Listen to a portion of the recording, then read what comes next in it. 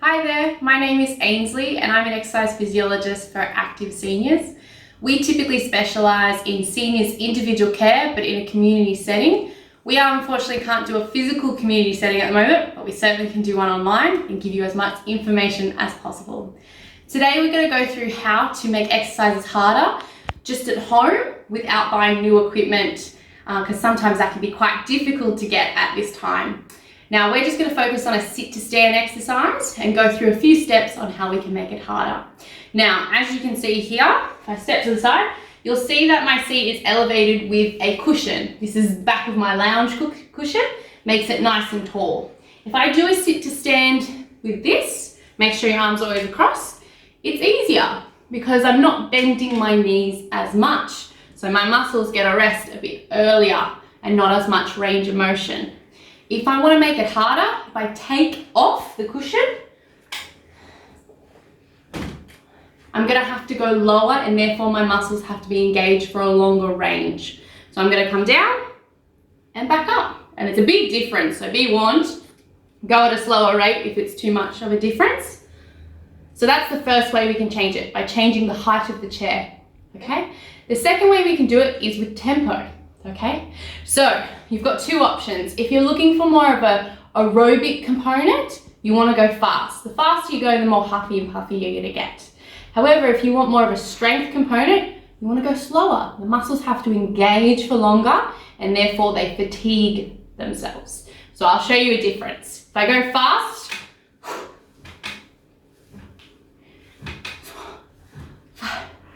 so already my breath starts to come up and I start to feel it a bit more in my lung capacity. It starts to go huffy and puffy. Now, I'm going to show you how to go slow. And the important part is actually what we call the eccentric component. Now, all you have to know is that's when gravity is coming down and we're coming down with it. So it looks like this. I'm going to come up normally, but I'm going to come down slow. And my muscles have to work really hard to control the movement. And so I don't flop on the chair. We definitely don't want any flopping on the chair. So I can already feel it in my thighs as I start to come down nice and slowly. So that's the second way you can do it. It's with the tempo.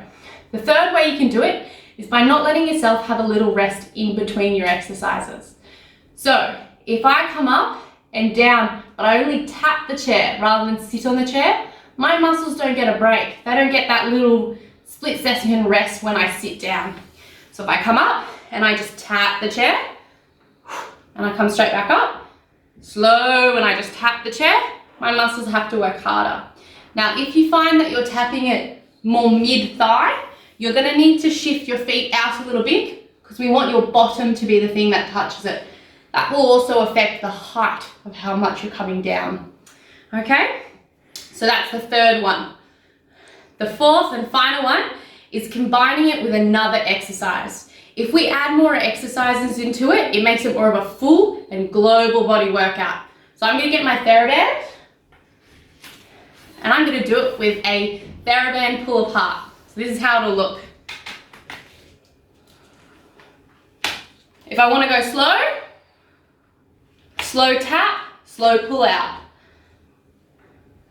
This is going to be strength component. If I want to go fast and get the aerobic, and that will definitely get you sweaty after a while. Now, that's just some small ways that you can make it easier yourself at home. If you are interested in getting an individual home program from us, just look in the description box below if you're on YouTube and above if you're on Facebook. Have a great day, everyone.